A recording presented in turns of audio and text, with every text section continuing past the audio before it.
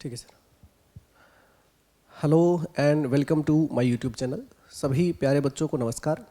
मैं आपका दोस्त रोहित आप सभी लोगों का अपने चैनल पे स्वागत करता हूं। बच्चों, आज का जो हमारा डिस्कशन का पार्ट है बड़ा ही इम्पॉर्टेंट है, खासकर उन बच्चों के लिए जिन्होंने कोर्स लिया है या फिर जो लेने वाले हैं।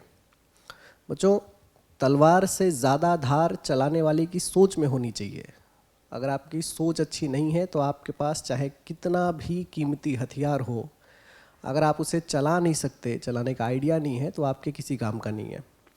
बिल्कुल ऐसे बच्चों, अगर आपके पास कोर्स है और अगर आपको ये नहीं पता है कि कोर्स एक्सेस कैसे करना है, कौन से फ्लो में जाना है, कौन सा सब्जेक्ट, कौन सा टॉपिक पहले करना है, कौन सा बाद में करना है, किसकी प्रायोरिटी पहले होनी चाहिए, किसकी बाद में होनी चाहिए, पहले कौन सा टॉपिक उठा के कितना जल्दी ख़त्म करना है, अगर ये आइडिया आपको कोर्स के बारे में नहीं है मेरे बच्चों, तो ये कोर्स भी आपके काम का नहीं होगा।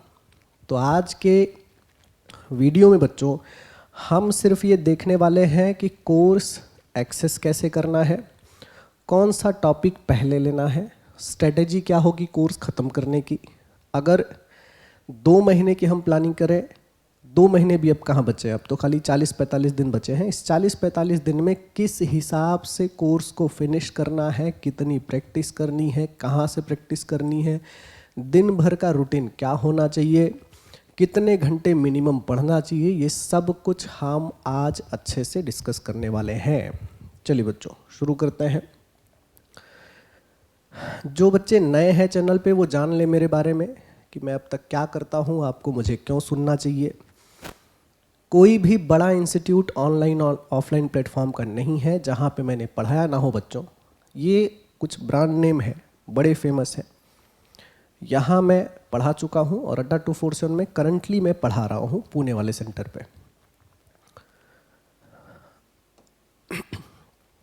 बड़े क्लासरूम्स, बहुत ज़्यादा भीड़ में मुझे पढ़ाने की आदत है, बहुत ज़्यादा क्वांटिटी में बच्चे बैठे रहते हैं, इतने साल का मेरा एक्सपीरियंस है। आज का जो डिस्कशन का पार्ट है बच्चों वो है कोर्स ओवरव्यू, कि एग्जैक्टली कोर्स में है क्या, डिटेल्स कैसे कोर्स को एक्सेस करना है। सारा खेल बच्चों, जब भी आप कोई कोर्स लेते हो तो लेने के पीछे का एक प्रॉपर रीज़न होता है। अगर आपने कोर्स लिया है तो रीज़न मुझे बहुत अच्छे से क्लियर है बच्चों कि आपको MBA CT क्रैक करना है किसी भी कंडीशन में। जितने भी बच्चों ने कोर्स लिया है मैं उन हर बच्चों को हद से ज़्यादा सीरियस, हद से ज़्यादा कैपेबल और डिज़र्विंग मानता हूँ, और आप रियली में हो तभी आपने कोर्स लिया है।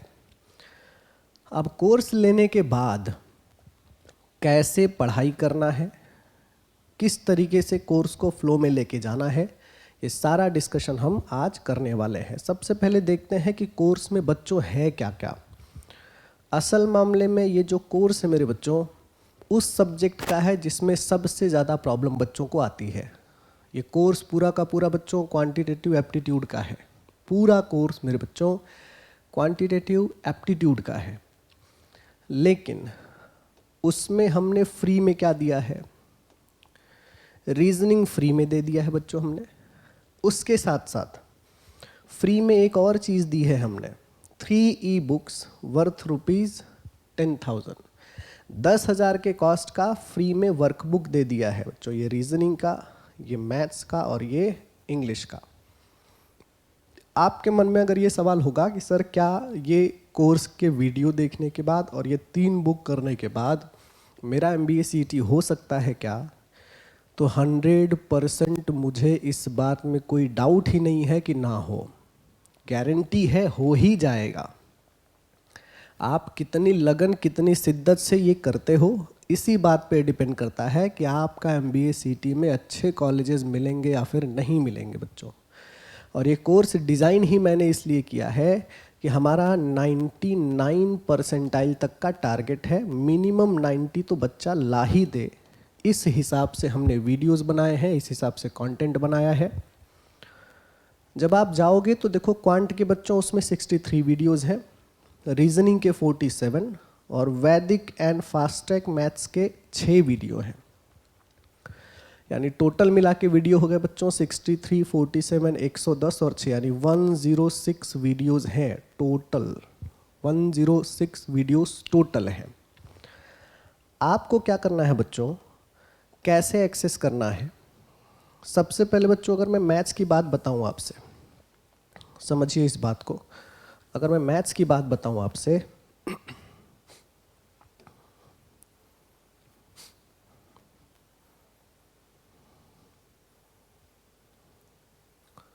तो ध्यान दीजिए,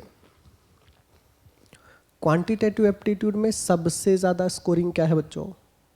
अरिथमेटिक। सबसे ज़्यादा है अरिथमेटिक। 3 सेक्शन में बांटते हैं, arithmetic DI plus data sufficiency. अब एक बात को समझिए, मैथ्स आपका कितना अच्छा है, आपका मैथ्स में स्कोर कितना आएगा, ये सिर्फ 2 चीज़ों पे डिपेंड करता है कि मैथ्स में आपका स्पीड कैसा है बच्चों, प्लस आपकी एक्यूरेसी कैसी है। अब कनेक्ट कीजिए, ध्यान से एकदम समझिए। स्पीड मैथ्स में तभी आ सकता है बच्चों जब आपका कैलकुलेशन बहुत ज़्यादा फास्ट हो। कैलकुलेशन फास्ट नहीं होगा तो स्पीड नहीं बनेगा, और अगर स्पीड नहीं बनेगा तो एक्यूरेसी आपकी अच्छी नहीं होगी। अब ये तीनों कनेक्टेड हैं। अगर कैलकुलेशन फास्ट है तो स्पीड अच्छी रहेगी, और अगर स्पीड अच्छी रहेगी तो एक्यूरेसी अपने आप बरकरार रहेगी। अब ध्यान दो, कैलकुलेशन फास्ट क्यों नहीं होता? कैलकुलेशन फास्ट ना होने का रीज़न ये है कि आप मैथ्स में कैलकुलेशन बड़े बड़े करते हो, इसलिए कैलकुलेशन फास्ट नहीं होता। ये जो है वैदिक एंड फास्ट ट्रैक मैथ्स, इसमें हमने कैलकुलेशन का multiplication, subtraction, addition, square root, cube root, square, cube, ये सब निकालने का सुपर ट्रिक्स दिया है कि आप 2, 4, 5 सेकंड में कैलकुलेशन कर लोगे। तो बच्चों सबसे पहला काम जो आपको करना है, सबसे पहला काम करना है, जल्दी से जल्दी आप वैदिक एंड फास्ट ट्रैक मैथ्स के 6 वीडियो ख़त्म कीजिए। अच्छा, ऐसा मत करो कि पहले लगातार यही कर लो ना, डेली एक वीडियो इसके ख़त्म करो। तो अगर डेली एक वीडियो आप ख़त्म करोगे तो आपके पास हो जाएंगे एक वीक में ये वैदिक एंड फास्ट ट्रैक मैथ्स जो कैलकुलेशन है, बेहतरीन ट्रिक्स है, वो आपका ख़त्म हो जाएगा।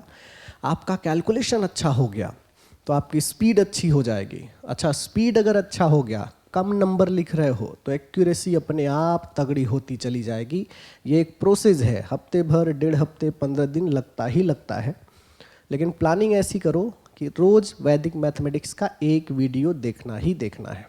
अच्छा, एक चीज़ और मैं बता रहा हूँ, अपनी पढ़ाई में मिनिमम 6 घंटा अब देना स्टार्ट कीजिए, और तीनों सब्जेक्ट पढ़ने हैं आपको। मैथ्स भी पढ़ना है, रीजनिंग भी पढ़ना है, इंग्लिश आप जहाँ से भी कर रहे हो वहाँ से करिए। मैं मैथ्स और रीजनिंग की प्लानिंग आपको बता रहा हूँ। तो बच्चों जब आप मैथ्स शुरू करेंगे ना, तो डेली एक मैथ्स का, वैदिक मैथमेटिक्स का वीडियो देखना है, 6 दिन में ये ख़त्म हो जाएगा। उसके बाद डेली क्वांटिटेटिव एप्टीट्यूड के कुछ टॉपिक करने हैं और रीजनिंग में कुछ टॉपिक करने हैं। कौन कौन से करने हैं ये अभी मैं क्लियर कर रहा हूँ बच्चों। अब ध्यान दीजिए, ये जो 3 सेक्शन है मेरे बच्चों, अरिथमेटिक अच्छा नहीं है तो ना तो DI अच्छा होगा, ना तो आपका डेटा सफिशिएंसी अच्छा होगा। यही 3 टॉपिक क्यों लिखे मैंने? क्योंकि यही 3 सबसे ज़्यादा स्कोरिंग है। अगर इन 3 टॉपिक में आपका अच्छा आ गया तो हमारा जो क्वांट में टारगेट है 35 प्लस का, वो बहुत आराम से अचीव कर सकते हो आप, बहुत आराम से, उसमें टाइम ही नहीं लगेगा। तो हमने जो प्लान किया है वो सबसे पहले बच्चों, सबसे पहले आपको क्वांटिटेटिव एप्टीट्यूड में अरिथमेटिक ही ख़त्म करना है। कौन कौन से टॉपिक मिलेंगे ध्यान दो। सबसे पहले करो रेशियो एंड प्रोपोर्शन, सबसे पहले यही ख़त्म करो। आप एक दिन में ख़त्म कर सकते हो, एक ही दिन में करो, कोई प्रॉब्लम नहीं है। अच्छा, ये 2 बार हो गया है, इसी फ्लो में जाना।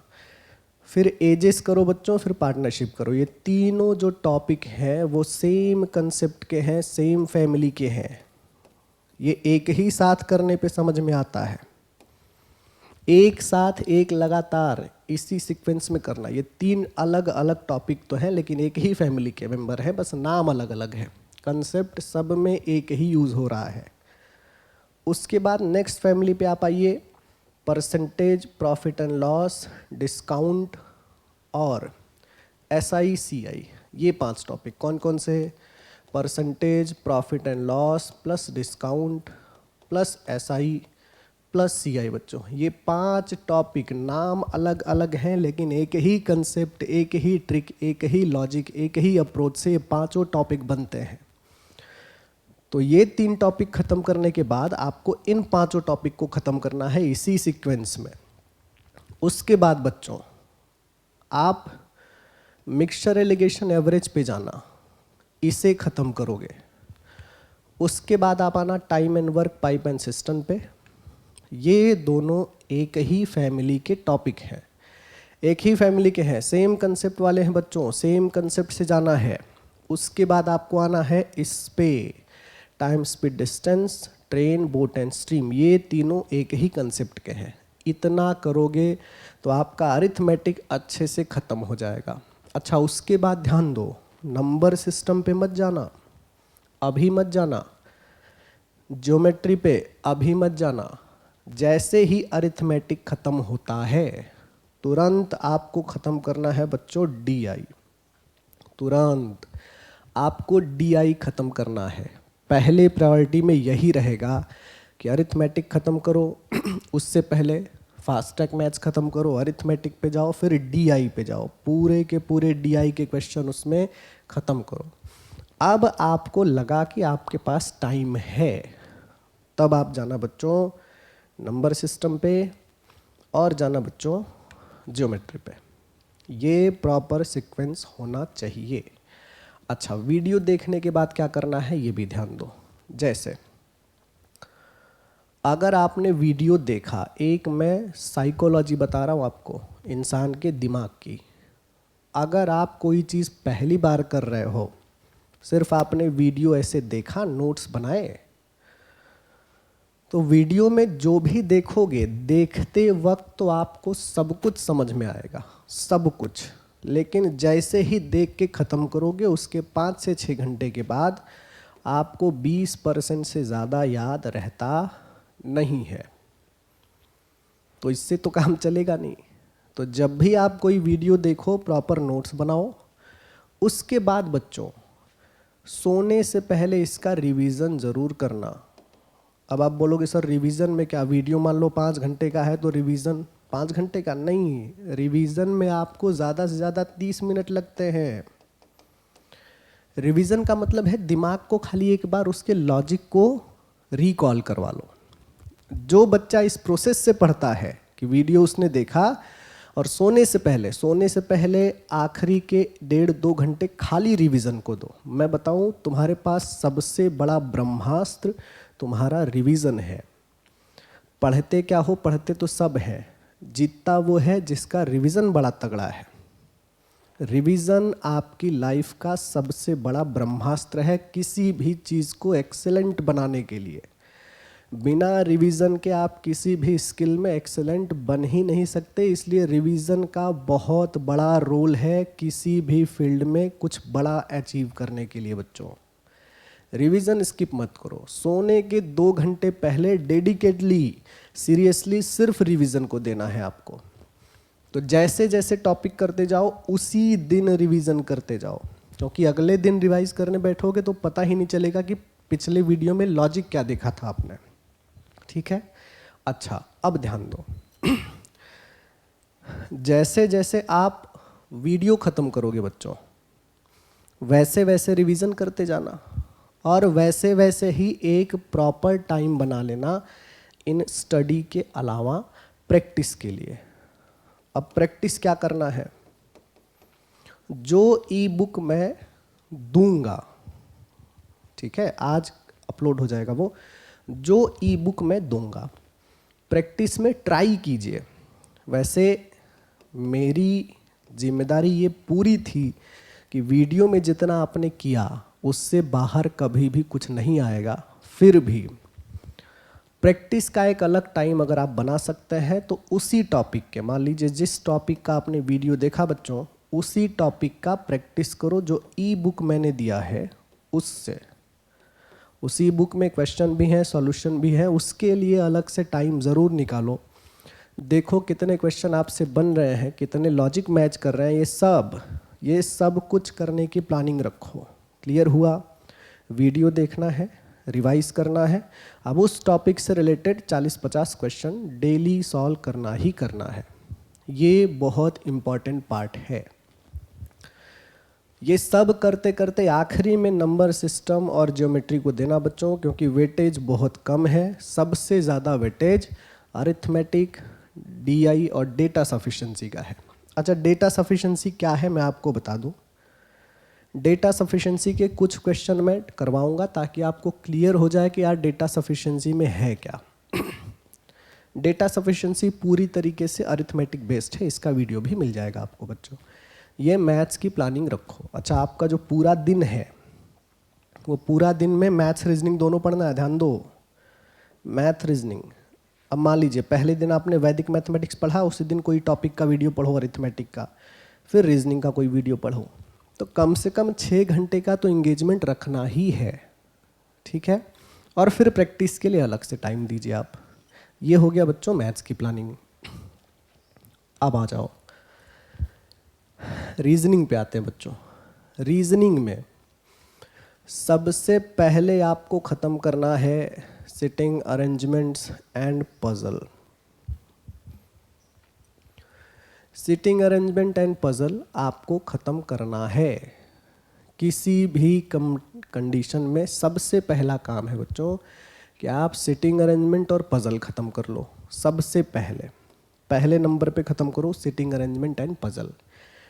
कोशिश करो कि sitting and arrangement and puzzle आपका 2 से 3 दिन में ख़त्म हो जाए। अब उसके बाद डेली के डेली 3 सिटिंग अरेंजमेंट और पजल आपको बनाना ही बनाना है टिल योर MBA एग्जामिनेशंस।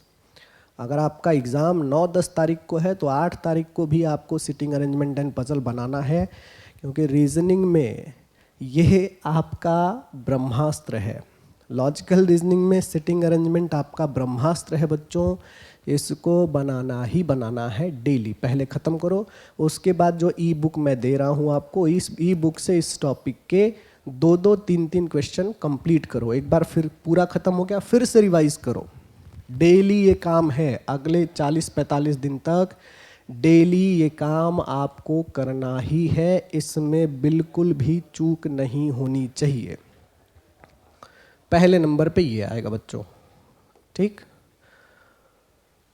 दूसरे नंबर पे करना सिलॉक्स। 3 से 4 क्वेश्चन सिलॉक्स के पूछेगा वो, लेकिन आप ज़्यादा से ज़्यादा 1 मिनट में तीनों क्वेश्चन कर दोगे।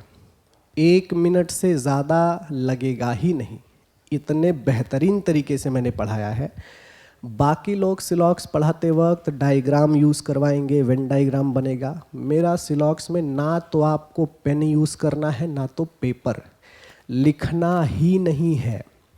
इस तरीके से मैंने सिलॉक्स करवाया है कि आप क्वेश्चन देखोगे, टिक कर दोगे। विदाउट यूजिंग पेन और paper you can easily solve 4 question of सिलॉक्स जस्ट इन 2 और 1 मिनट। इससे ज़्यादा बच्चों लगेगा ही नहीं। तो दूसरे नंबर पे ख़त्म करना है आपको सिलॉक्स। अच्छा, तीसरे नंबर पे आना है बच्चों लॉजिकल रीजनिंग में। तीसरा नंबर लॉजिकल रीजनिंग का है। लॉजिकल रीजनिंग में 5 टॉपिक हैं बच्चों, statement, argument, statement assumption, statement conclusion, उसके बाद कोर्स ऑफ एक्शन, उसके बाद है cause and effect. Sitting arrangement के बाद सबसे ज़्यादा वेटेज जो है बच्चों वो है लॉजिकल रीजनिंग का। इसे करना ही करना है। अगर पहले ये 3 टॉपिक प्रायोरिटी पे रखो, पहले नंबर पे ये, दूसरे पे सिलॉक्स, तीसरे पे आपको करना है लॉजिकल रीजनिंग। पहले ये पूरा का पूरा ख़त्म कर लेना। उसके बाद देखो मैं फ्लो आपको बता रहा हूँ। उसके बाद का जो फ्लो रहेगा बच्चों, पहले अल्फ़ाबेटिकल सीरीज़ करना, उसके बाद जाना आप कोडिंग डिकोडिंग पे, क्योंकि दोनों एक दूसरे से जुड़े हुए हैं। अगर ये करोगे, ये इसी में आता है, पहले अल्फ़ाबेटिकल सीरीज़ करना आप, उसके बाद जाना कोडिंग डिकोडिंग पे। ये हो गया चौथे नंबर का, ये हो गया 5वें नंबर का। ठीक है बच्चों? इनपुट आउटपुट अभी तक आया नहीं है आपके एमबीए के एग्ज़ाम में, इसको एकदम आखिरी में रखो, ठीक है। देखो सिटिंग अरेंजमेंट और पजल, ये वाला देखो, पहले सिटिंग अरेंजमेंट करना फिर पजल करना यहाँ से, ठीक। फिर करना रैंकिंग आप, उसके बाद करना ब्लड रिलेशन, उसके बाद देखो डायरेक्शन डिस्टेंस करना। हाँ, इनइक्वालिटी चाहोगे तो एक ही दिन में ख़त्म कर लो, एक ही दिन में हो जाएगा, उससे ज़्यादा का टाइम लगता नहीं है। आप ये भी कर सकते हो कि सर जैसे ही सिलॉक्स ख़त्म हुआ, जैसे ही लॉजिकल रीजनिंग ख़त्म हुआ, तुरंत आप इनइक्वालिटी भी कर लो, क्योंकि ये भी कोडेड इनइक्वालिटी 5 से 6 मार्क्स का आता है।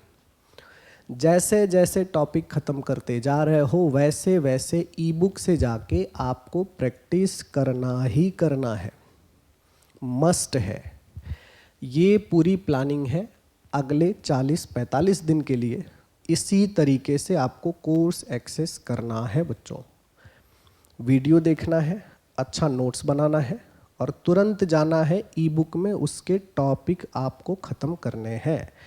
होता यह है कि जब आप वीडियो देखते हो तो आपको लगेगा कि आपको समझ में आ रहा है, लेकिन जब आप प्रैक्टिस करने जाओगे ना तो दिमाग को उसका डबल डोज मिलता है, तो वो 99% जो डाउट रहते हैं वो बड़े आराम से क्लियर हो जाते हैं बच्चों। तो इसी फ्लो में आपको जाना है बच्चों, ठीक है। अच्छा, अगर आप कोर्स परचेस कर रहे हो, अगर आपने कोर्स परचेस कर लिया, you can watch the complete course on our app from Play Store. अगर आपने बच्चों कोर्स परचेस कर लिया है तो प्ले स्टोर पे जाके, वैसे बिना प्ले स्टोर पे गए डाउनलोड किए कोर्स परचेज होता ही नहीं है, लेकिन फिर भी प्ले स्टोर पे एप्टीट्यूड मैटर्स ये वाला हमारा ऐप मिल जाएगा, आपको इंस्टॉल कीजिए। डिस्क्रिप्शन में भी कोर्स का लिंक दिया है, वहाँ से भी देख सकते हैं आप। उसके बाद अगर आपके पास iOS डिवाइस है, जिन बच्चों के पास आईफोन है वो क्या करेंगे, उनको ये वाला ऐप इंस्टॉल करना है, क्लास प्लस, ये वाला नाम का ऐप इंस्टॉल करना है। जैसे इंस्टॉल करोगे तो आपसे ORG कोड की डिमांड करेगा। ORG कोड है बच्चों OXDNY, ये वाला ORG कोड आप डालोगे तो आप मेरे एप्लीकेशन में चले जाओगे और वहाँ से जाके एप्टीट्यूड मैटर्स सेलेक्ट कर लेना आप, और एप्टीट्यूड मैटर्स में जो कोर्स है उसे आप जाके परचेज कर सकते हो बच्चों, ठीक है। तो जिन भी बच्चों को जो नए हैं चैनल पे, जो मेरा वीडियो पहली बार देख रहे हैं, अगर आपको सच में MBA CT 40-50 दिन के अंदर क्रैक करना है बच्चों, तो मेरा कोर्स आप ले सकते हैं। पूरी तरीके से कोर्स है क्वांटिटेटिव एप्टीट्यूड का, मैं फ्री में दे रहा हूँ रीजनिंग, उसके बाद 3 ई-बुक्स भी आपको मैं फ्री में दे रहा हूँ, ठीक। कुछ बच्चों का डाउट था कि सर आप मुझे ये बता दीजिए कि इंग्लिश का क्या करें। देखो बच्चों, वर्बल एबिलिटी में मैं आपको सबसे अच्छे 2 सजेशन देना चाहूँगा, क्योंकि सबसे बड़ा पार्ट उसमें है रीडिंग कॉम्प्रिहेंशन का, RC। रीडिंग कॉम्प्रिहेंशन उसी का अच्छा है जिसका इंग्लिश लैंग्वेज का ट्यूनिंग बड़ा अच्छा है। आपके पास अगर 40-45 दिन बचे हैं तो अपने ज़िंदगी के डेली 20 मिनट आप लगाइए, 20 मिनट लगाइए आप, 20 मिनट डेली आपको इंग्लिश न्यूज़पेपर पढ़ना ही पढ़ना है। अब उसमें आपके साथ एक कमाल की चीज़ होगी, धीरे धीरे अगर 20 मिनट डेली आप पढ़ोगे न्यूज़पेपर तो पहले 10 दिन तो आप बहुत बुरी तरीके से बोर होने वाले हो, क्योंकि आपको समझ में कुछ नहीं आएगा 2-4-5% भी समझ में नहीं आएगा। अगले 10 दिन में आपके साथ ये होगा कि आप इंग्लिश लैंग्वेज की ट्यूनिंग और रिदम समझने लग गए। हर लैंग्वेज की एक प्रॉपर रिदम होती है, उसका एक ट्यूनिंग होता है। 10 दिन में तो आपको रिदम और ट्यूनिंग समझेगा बच्चों, और जादू होगा अगले 10 दिन में। अगले 10 दिन में आपको ये पता ही नहीं चलेगा कि आप इंग्लिश पढ़ रहे हो, मराठी पढ़ रहे हो, हिंदी पढ़ रहे हो, क्योंकि आप पढ़ोगे और आपको समझ में आना शुरू हो जाएगा। और समझने का परसेंटेज लगभग 70% है। अगर रीडिंग कॉम्प्रिहेंशन में 70% से ज़्यादा चीज़ें आपको पहली बार में पढ़ के समझ में आ जा रही हैं तो आपका रीडिंग कॉम्प्रिहेंशन बहुत अच्छा होगा, मार्क्स भी बहुत अच्छे बनेंगे। तो एक सजेशन ये है कि आप RC daily, reading comprehension daily 20 minute पढ़ो, 30 दिन का पेशेंस रखो, 30 दिन के बाद नज़ारा ही बदल जाता है। याद रखो कि हर अच्छी चीज़ टाइम लेती है और उतना ही टाइम लेती है जितना कि टाइम लगना चाहिए। तो 30 दिन का पेशेंस रखो। पहले 10 दिन कुछ अलग होगा आपके साथ, अगले 10 दिन कुछ अलग होता है और अगले 10 दिन में जादू हो जाता है। इसको बोलते हैं कंपाउंडिंग इफेक्ट। कंपाउंडिंग इफेक्ट बहुत खतरनाक इसमें लगता है। तो इंग्लिश के लिए आप ये कर सकते हैं। टारगेट है बच्चों, मैं होप कर रहा हूँ कि आपका 99 परसेंटाइल से ज़्यादा ही मार्क्स आए। ठीक है, तो ये तो कोर्स एक्सेस करने का प्लानिंग हो गया। अच्छा, अब कुछ क्वेश्चन बच्चों के जहन में ये है।